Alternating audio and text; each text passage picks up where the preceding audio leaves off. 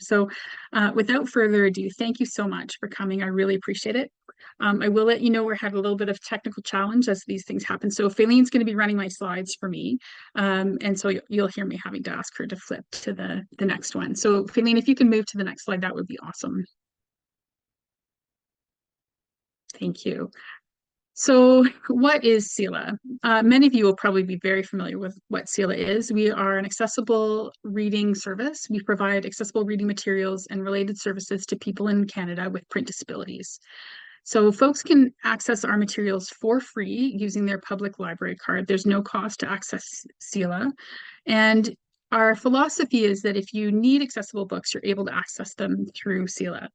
People with print disabilities include people who are blind or have visual impairments, people who have comprehension disabilities such as dyslexia or learning disabilities such as dyslexia, and those who have physical disabilities, which might make it difficult to read a traditional print book. So those can sometimes be permanent disabilities, or they can be shorter term situations. Maybe somebody has a severe concussion where they can't read print or look at screens, but they need to keep up with schoolwork, for example, so they could access CELA materials if that's appropriate for them. The other thing that I want you to know about CELA is that CELA resources are available with a self-declaration. So that means that we do not require any authorizing entity to confirm that you or your patrons have a print disability before you can access our materials. There's a bit more to that, and we'll cover that a few slides down. Faylene, could you flip to the next one, please? So who needs accessible books? There was a recent StatsCan report that came out that said that in Canada, 5.2 million people have difficulty reading traditional print. The report didn't go so far as to define those folks as having print disabilities, but it does show the scope. So Canada's population is roughly 40 million right now. So, that's a significant number. Library patrons with print disabilities would be folks, like we said, with learning disabilities like dyslexia, vision loss, or physical disabilities. We also have programs that allow people who support those people with print disabilities to access our materials. So we have an educator access program, which allows teachers and educators to download materials from CELA on behalf of their students to use in their schoolwork. And we have a program called Client Access Support, which allows other supporting professionals to access materials. And those sort of run the gamut. They could be anybody from physical therapists or recreational therapists at a senior's home. They could be vision loss teachers that might need the materials. They could be lots of different kinds of supporting individuals, physical therapists, etc. So there's sort of a wide option for those folks to be able to access materials to support the people that they serve. Next slide, please, Faylene. So what is an accessible book? So just sort of starting right at the beginning, an accessible book has features which make reading possible for people with print disabilities. It's one that can be read in other ways other than just print. So you might be familiar with, for example, Braille books, but there's lots of other formats. Finley, could you flip to the next slide for me? So some of the formats that we have include DAISY Audio. So DAISY stands for Digital Accessible Information System, and it's a type of audiobook. And when it's played on a DAISY reader, users can do things like search text or place bookmarks or navigate more succinctly, so line by line, and they can control the speaking speed of the text. So it's similar to an audiobook, but it has more functionality to it. There's also DAISY Text, EPUB, Word, Braille, and Print Braille. And Print Braille are essentially children's picture books predominantly that have a Braille overlay so that a sighted reader and a Braille reader can read a book together. So that's often parent and child or teacher and child, but it can also be an adult who's learning Braille and who wants some simple stories and wants to be able to match print if they're still able to read it with the Braille. So lots of folks can use our materials in different ways. Aileen, could you flip to the next slide, please? So if you're new to CELA and the idea about accessible reading, there are a variety of different reading technologies, and we have lots of information about all these on our website, but I thought I'd just run through a really quick couple of them here. So you can see on this screen, there's a tablet, there's also a small MP3 player. The blue device in the middle is our new Envoy Connect, and that's a very affordable portable audiobook player. And what's really great about Envoy Connect is that one, it costs less than $100, which is really great and accessible for lots of folks.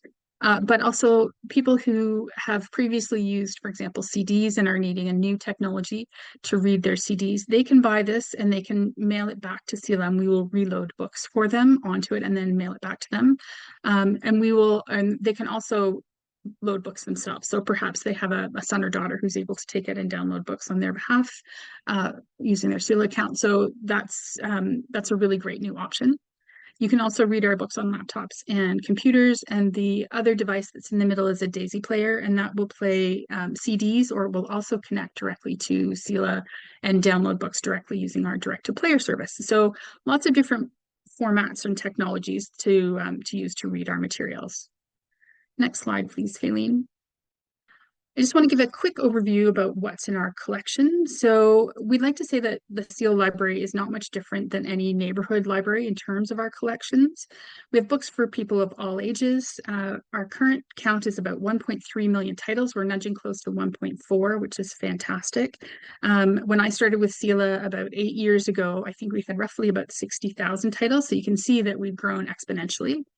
We have 45 newspapers, which include international, national, regional, and local newspapers. We used to have 50, but there's been some consolidation, as you probably know, in the newspaper business. And so we currently offer 45.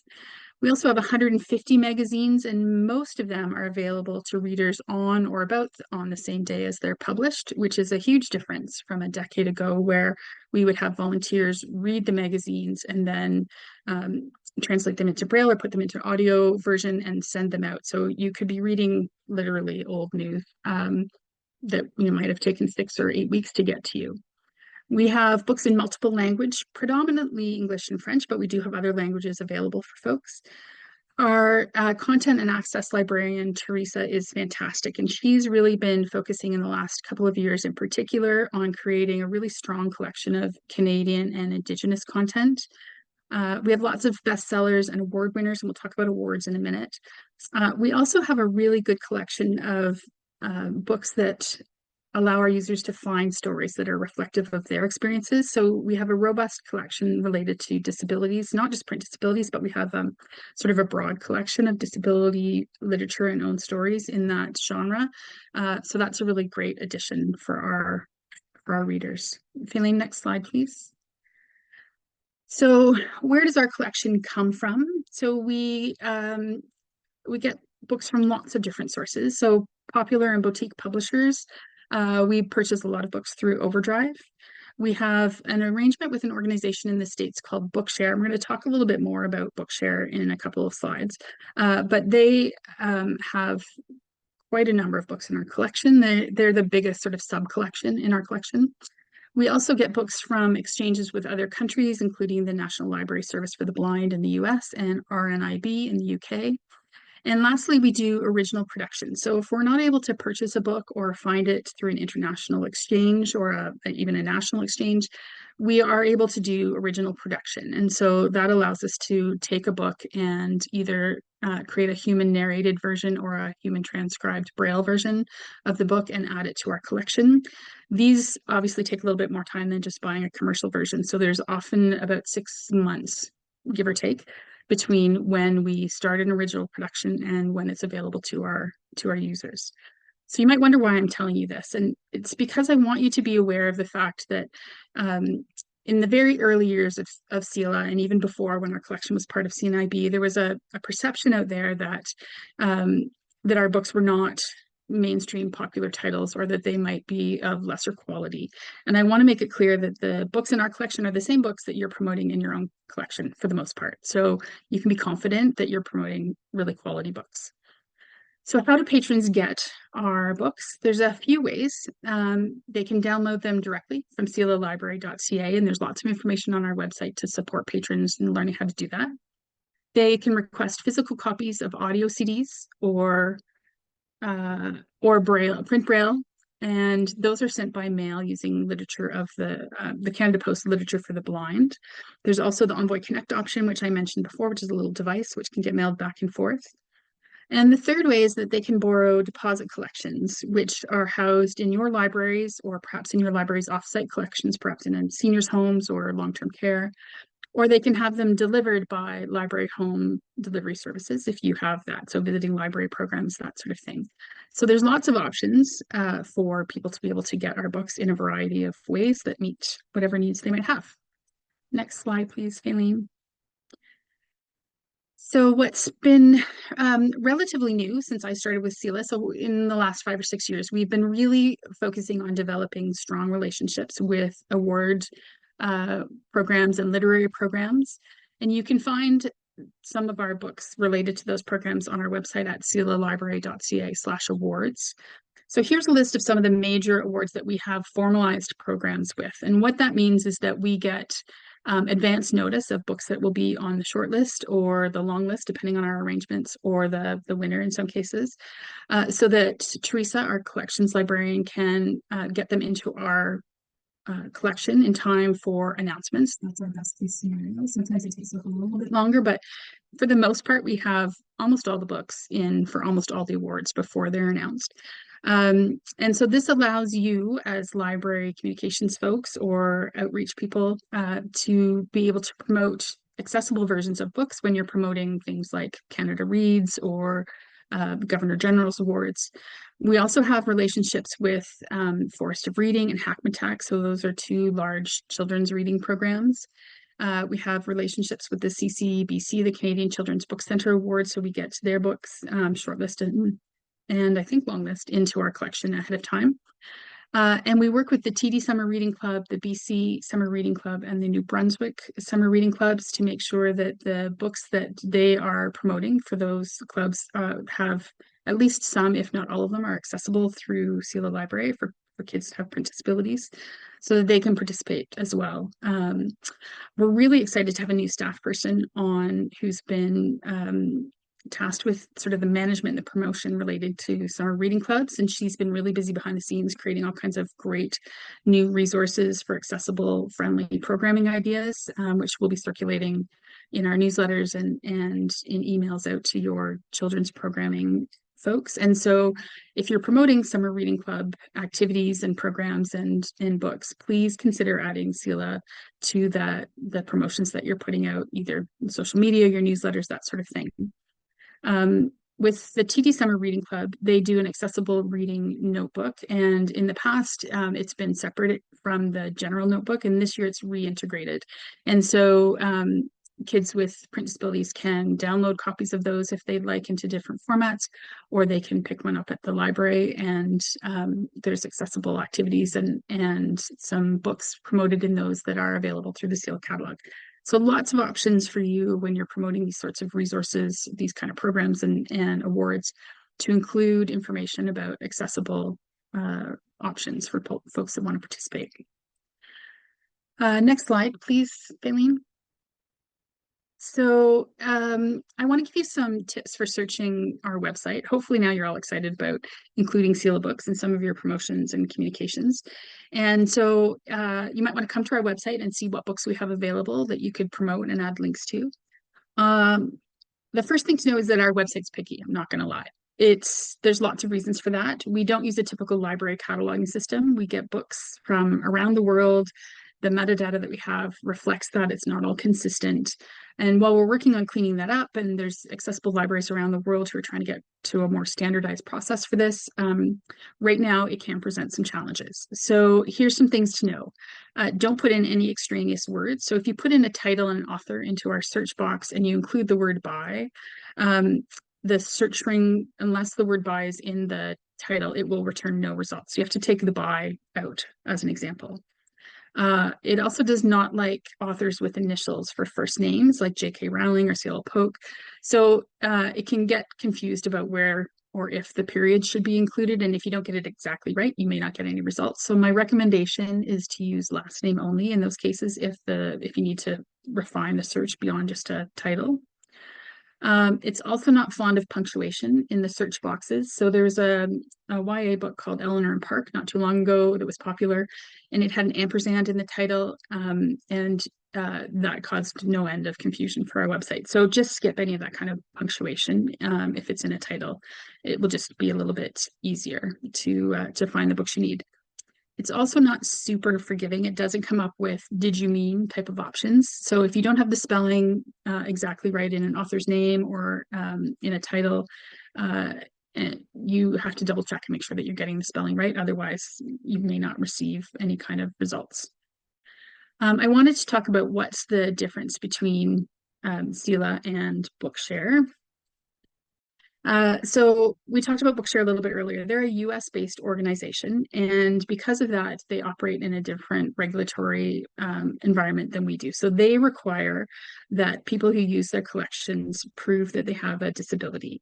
And what that entails is that your patrons might need a letter from their doctor or their teacher or their vision loss rehabilitation center or whatever the case may be. They need some sort of authorizing authority to fill out some documents. So it's a little bit onerous. The other part is that because libraries cannot have a disability by definition, libraries are not allowed to circulate Bookshare materials, but you are allowed to promote it. So that's what we're hoping that you might do. From our perspective, I try and promote mostly CELA titles. The exception to that would be if we've got an award shortlist, for example, and one of the titles is only available through Bookshare, I will promote it. But I do try to stick mostly with CELA titles. There's a filter on our website that allows you to filter out CELA or Bookshare so that you can limit your search results. And so that might be something to be aware of and just to test out if you're on our website. The other thing to tell you about is categories. So we do have categories, which are essentially genres, and they're available to aid in searching. They're not always complete or completely reliable because, as I said, we do get metadata from a variety of sources. And so what we might classify as YA may not be classified as YA in other areas, that sort of thing.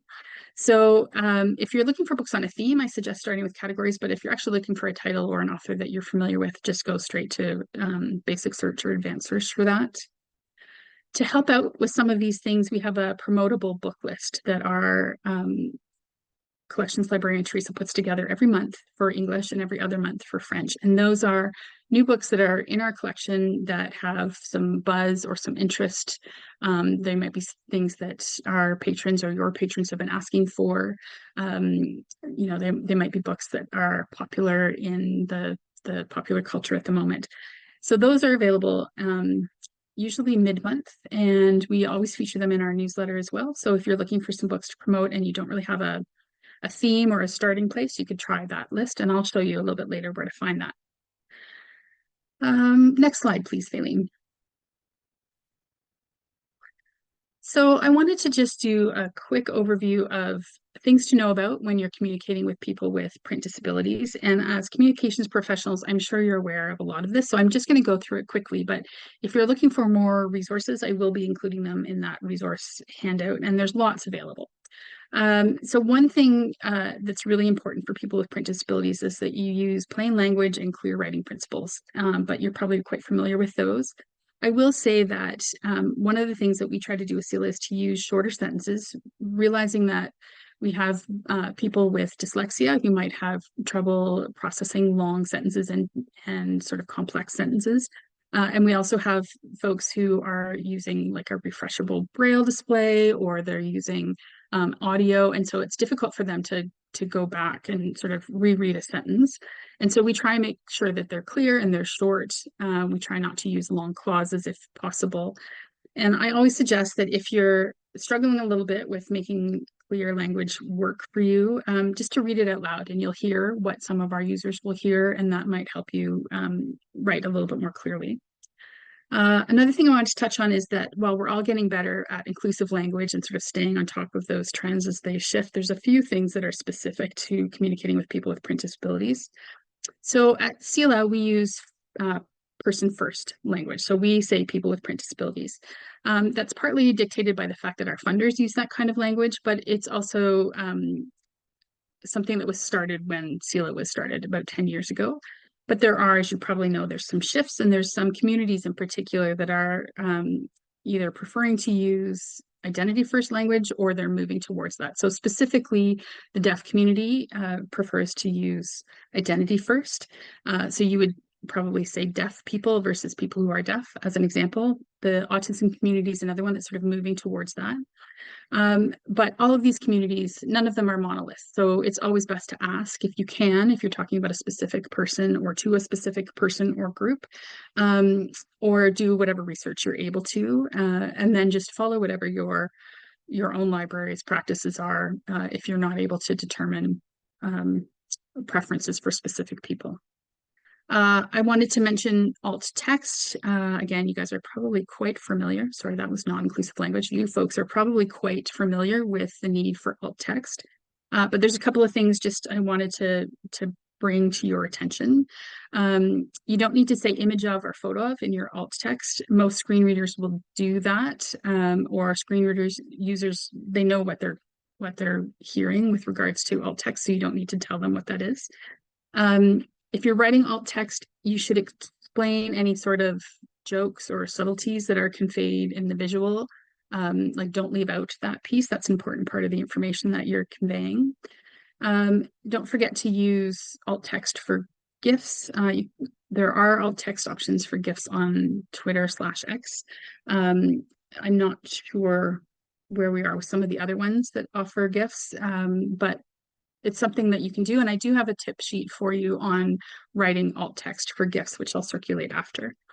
The other thing to be aware of is that it often takes a lot of content, a lot of text to describe an image. So one of the things you can do is really sort of hone your ability to get to the crucial piece of information that's conveyed by the image. And that's a practice thing, and ask for feedback from the people who might be using your alt text just so that you get a sense of, is it working really well for them or is it not? The last one is inclusive language. And so there's a few subtleties to be aware of with regards to alt text and inclusive language. So we know that those of us who are able to visually absorb an image gather a lot of information from that. Some of it might not even be something that we're sort of cognitive that we're gathering. When you're using alt text for folks who do not have that extra ability to see what's in the picture, you need to assess what you're communicating and determine whether it's relevant enough to allow alt text folks using people to gather the same information as people who are seeing it. One of the challenges in this particular area is pronouns. So if you're using inclusive language and you have a picture of a person, and you're using they, them pronouns, you want to make really certain that you're within the alt text also communicating that it's one person in the image, if that's the case, so that it's not confusing for people using alt text who may be assuming that there's two or more people in the image. So that's one area to be clear of. And then the other is if you're using sort of general descriptions and you don't want to assign gender, you might want to determine if there's enough information in a picture, for example, to say that it's a family playing at the park versus two children and their parents playing at the park, or one child and their parents playing at the park. Again, that's just a little bit of, you'll sort of know it when you see it, and do your best. That's just one area just to be aware of with regards to alt text. Captions and transcripts are essential. Again, we'll circulate some resources around that, but adding captions and subtitles to videos is really crucial for folks with hearing challenges. There's two types of captions, which you're probably aware of, closed and open. So users can turn closed captions on and off, but open captions are sort of burned into the image. Closed captions are preferred if you can make that work, but open captions can be used if closed are not available, or if for some reason it doesn't work for whatever you're communicating. Emoticons and emojis. So if you use emoticons, screen readers will actually read all the punctuation marks you've used to create that. So preference is to use emojis. Best practice is to put emojis at the end of a social media post, for example, because otherwise it sort of disrupts the flow for folks who are using screen readers. We also recommend that you keep other things like hashtags and links at the end of your posts. There's a website called Emojipedia and you can check and see what the actual descriptions are of the emojis and how they'll be read by screen readers, for example. It's quite enlightening because some of the things that we assume to be um, communicating one thing may actually be communicating something else. So I recommend double checking that if you can, because the descriptions are maybe not what you expect them to be. And links and hashtags. As I said, put those towards the end of your social media posts if you can. Write hashtags in Pascal case, so that's every word has a capital letter. You can also use camel case, which is similar, but it doesn't capitalize the first word in your hashtag.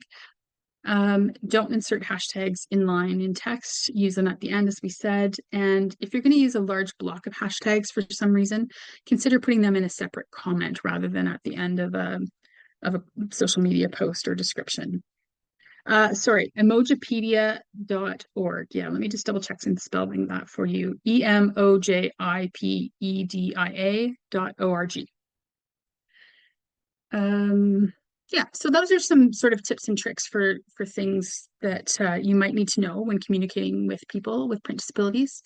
And as I said, we're going to circulate some resources. So, Faylene, if you can just skip to the next slide for me. We'll be putting these out in the email, but there's a few things. Accessible Social is really the best place to go. I believe it's .org is the best place to go for everything related to accessible communications on social media. There's also an organization which CELA contributes to and is a part of, and it's called PLARC. It's the accessiblelibraries.ca is the website, and it stands for Public Library Accessibility Resource Center. And there are tons of resources on there. And I was just on there today, and there's 45 specifically related to communications and social media. So those resources include like a link to the Emojipedia organization website that we just talked about, but also there's webinars on there. There's clear and plain language writing. There's short tips and tricks for making sure that your communications in general is accessible. So if you've got some time, it's a great place to go. If you've got some communications staff that are just learning or wanting to improve their knowledge base, also an excellent place to go. The CNIB has a clear communications guideline document, which we will link as well. And it just is, it's a bit simpler, but it helps you if you're designing materials and you are wanting to make sure that things like your font choices and your color choices, etc., are appropriate for people with print disabilities. And one of my favorite resources on Twitter/X is a handle called Accessibility Awareness. And they put out maybe 3 or 4 different tweets a day, all related to accessibility. I retweet a lot of them on our own Twitter account. So you can find them by going to our profile as well, but I'll include them in the list of handouts as well. And I always find it's really great because it's just like, it's literally 280 characters, but it's a quick reminder of things that I should be keeping top of mind. So there's also lots of other resources. Hootsuite has an excellent social media accessibility blog post full of resources and links, and that'll be one that I'll send out as well. And it helps with lots of different things that you need to be concerned about with regards to social media posting for people with print disabilities and other disabilities. Faylene, would you go to the next slide for me, please? So this is from the CNIB Clear Print Guidelines that I mentioned before, and it's just some basic things to keep in mind. So you want your text, for example, and anything that you're doing to be high contrast. So that includes static print, but also if you're doing print overlays on things like, an Instagram reel or whatever you might be working on, just to keep the contrast quite high. It helps not only people with print disabilities, but really anybody who is trying to read your message, make sure that they can get it. You want to keep your text fairly large, 12 to 18 point in general is recommended. You want to avoid complicated or decorative fonts. Scripty fonts in particular are very challenging for people with print disabilities. So you want to keep something to, your main content should be in Arial or Verdana or one of those sorts of very clear prints. Use fonts with medium heaviness and avoid italics. Italics can be very challenging to read. Don't use all caps really anywhere. It's very hard for people with print disabilities. You want to make sure that you're not crowding your text. So I will say that I'm guilty of this, trying to squeeze too much information into a space sometimes, but you want to make sure your text is evenly spaced out. If you're using design programs like Canva or InDesign, you want to make sure that the text and the leading of your font is about 20 to 30% of font size. And in general, you're going to want to break up long sections of text into shorter paragraphs, or you can use columns. Make sure you're using lots of white space. People with dyslexia will look at a wall of text and just not even bother. I have a daughter with severe dyslexia, so I speak from experience there. So really, do what you can to make your communication as clear as possible. And I will link to this document as well in our resources. Faylene, next slide, please. So here's sort of the meat. Oh, geez, at the time. Here's sort of the meat of what we're going to talk about today. So we have done a series of things to try and make your life easier to promote CELA. So we have marketing materials available for free. Those materials include the 8.5 by 5.5 flyer, which you can see on the image here on the presentation. We also have pieces which talk about our kids and teens collection, our educator access and client access support programs. And we have these materials in French and English. So you can go to our website, and in the top red navigation bar, you'll see a page that says or a link that says 4 libraries. And if you click on that, that's really where, as communications folks, you might want to be hanging out on our website, because we have lots of stuff there for you. So you can order these materials for free in essentially any quantities that you want.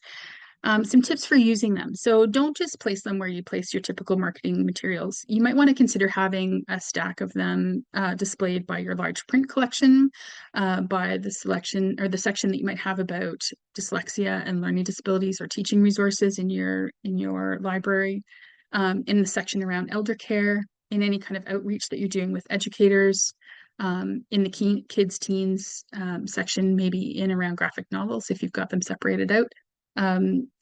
So yeah, there's lots of places that you can put this material to reach the people who actually need it. There is an awareness problem, I'll be honest, with CELA. So some folks are not aware of what we offer and whether or not they can use it. So if you can help us by putting those materials in places where they'll be discovered by the people who need them, that would be really awesome. We have promotable book lists, which I mentioned earlier. They come out sort of mid to late month typically, and they have new and notable books in our collection that you might want to feature. You can also find this on our 4 library page. You can find other books that you might want to promote on our recommended page as well. And those are updated usually monthly, sometimes a little more often, depends on what's going on in the world. We have an outreach toolkit for you. Again, this is on our 4 libraries page. We're in the process of updating that, but there's still some good stuff in there. We have a list, for example, of special recognition days that you might want to use to promote accessible services. So everything from World Braille Day to Family Literacy Day to International Dyslexia Month, that sort of thing. We also have a list in there of organizations that you might want to approach from an outreach perspective that would support people who use or could use CELA resources. Everything from teachers and school boards to your local learning disability association, optometrists in your area, any kind of support programs for people with Parkinson's or cerebral palsy or brain injury. Those folks are all eligible to use CELA resources, but they may not be aware of it. So there's a list in there. It's not specific to your town, obviously, or your city, but it does give you some options for places to start. We publish 2 newsletters each month. One is called Open Book, and that's primarily for patrons. The other is Open Book for libraries. Most of the content from Open Book is the same as what's in Open Book for libraries, and then we add more material for libraries in particular. Huge shout out to the Toronto folks. I know some of you are here, who read our newsletter and actually put something into action and then emailed us and told us that they did. I in particular was very happy to see that. So thanks for that. That was related to the One eRead Canada program last month. In our newsletter, you can find lots of content for potential promotions. So we do lots of new books, award-winning books. We have top 5 lists of our most popular downloads for adults and young adults and kids. We try to include relevant stories about accessible reading that's in the news. So you might find something there that's of interest to your users or might spark some ideas for programming or promotion in your library. We have an active YouTube channel, and on there are a series of short videos. They're usually about 2 to 3 minutes, and they talk about everything from what is a print disability to what is print braille to how to access books in our collection. And you are more than welcome to use those on your own website, in social media, on in-branch screens if you have them in your libraries, and you can mention them in newsletters, or if you're doing a print disability feature or display or something, you could include information about those there. They're oriented towards patrons, towards end users, and so those would be excellent options for you to sort of start to get some ideas for promotion. Aileen, can you flip to the next slide? Thank you so much. So let's talk a little bit more about outreach. So who to reach out to. In our outreach toolkit, as I mentioned, we've got some organizations in your communities who might be interested in learning more about CELA. Don't forget seniors groups, folks who are sort of finding it more and more challenging to read and who have read maybe through all of your large print. Those might be folks that need to know more about CELA. You're probably connected through your accessibility folks. If you have a department in your library, they're probably connected to CNIB and the vision loss rehabilitation groups, but those are also great people to reach out to. And if you have the bandwidth to reach out to medical professionals, specifically optometrists or folks who deal with vision, those are really excellent places to let people know that these resources are available. Next slide, please, Aileen. Sorry, I'm going a bit busy, going a bit fast through here today because I want to leave some time for comments and questions. So what are some things that you can do right now? So these are easy things to do. You can sign up for our open book newsletter. The link to do that's right at the very bottom of our website. Click on newsletters and it'll take you to a link to subscribe if you haven't already. You can follow us on social media. On Twitter, we are CELA Library, and in the French Twitter, we are on Bibliocaeb. We have Facebook and Twitter right now, and YouTube. We're looking at expanding that, but I'm a communications team of one, and I work part-time. So capacity is always there's always lots I'd like to do, but capacity is not always available. You could go and look at the information that's currently about CELA on your website, make it easier to find and update it if it's not up to date. And a lot of these pages are, ones that were set up quite some time ago, and they probably could use a refresh and a revisit if you are able to. We have some content in our outreach toolkit for that, or you're always welcome to reach out to me if you need anything. You can plan to add a CELA section in your newsletters, and content you might get for that would be from our monthly book promo resources, our recommended page, content from our newsletters or YouTube, or also stories from your own library about supporting people with print disabilities. It's really great for other folks who might be either unaware of CELA or on the fence about whether or not it's appropriate for them to see how their neighbors are using CELA resources to help them, in school or in their work or just in their social reading. You could add a regular accessibility post to your social media schedule. We'd love to see one weekly, but we'd be more than thrilled to see one every other week or even monthly. This would really help sort of normalize the use of CELA and accessible reading materials for people who are using social media, so that'd be great. And you could also add an accessibility related day to your social media plan and your newsletter content. There's that list in our outreach toolkit to help you find some of those days. Next, please, Faylene. A couple other things that you could do today is update CELA information on any collateral materials that you publish. You could connect with your accessibility or home services teams and find out what they're doing and where they might need your support, but also what resources they can offer back, like client stories, for example, that you might be able to feature. You can connect with your outreach team or your educator liaison if you have one, and make sure that they have up-to-date information and resources for CELA for when they're talking to the folks in their day-to-day work. You could add CELA info to any tours or newcomer packages or educator packages that you might have. And you could add CELA information to your book club resources. So if you have book club sets and we have accessible copies of those books that are in your book club sets, you could let folks know with a flyer or maybe adding something to the information on your website about your book clubs, just to let folks know that there are resources available for them. Just to sort of come back to something we talked about a little bit earlier, anywhere that you can add information about CELA is really helpful. There are as many as 1 in 10 or even 1 in 5 people in your community who may need our services. And that's a huge number. And so if you can help them find their way to books, help them, maintain their love of reading, or give them new resources to explore reading if they're reluctant readers because of their print disabilities, that's a huge gift. And we would not only appreciate it from our perspective, but I know your patrons would really appreciate it as well. Next slide, please, Faylene. So what could you do tomorrow? You could continue learning about accessible communications and best practices. This is a growing and shifting area of expertise for all of us, myself included. So keep learning about accessible communications, keep using alt text, make sure that you've got that in all of the social media and any other places where you're using imaging, but also let people know in your place of work that, this is important, and let them know why. Plan on how you could caption your videos and provide transcripts down the road. That's a little bit of a larger undertaking, but really important. And you can help us spread the word to people who would benefit from accessible reading materials. The work that we do at CELA is only one small part of the puzzle, and we really need your help to make sure that people who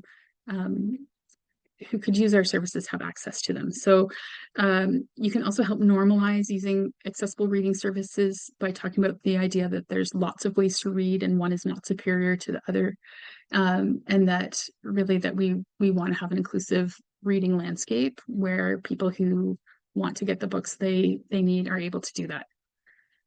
Okay, so that brings us to the sort of formal conclusion.